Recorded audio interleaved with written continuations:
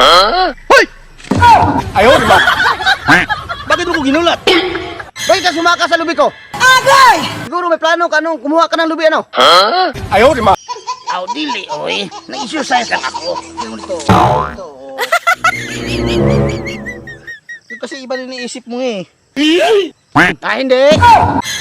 Iba talagang plano mo? Bakit dito ka ba sa kalubian ko nag-exercise? Eh, marami namang lugar dito nga mag-exercise ka.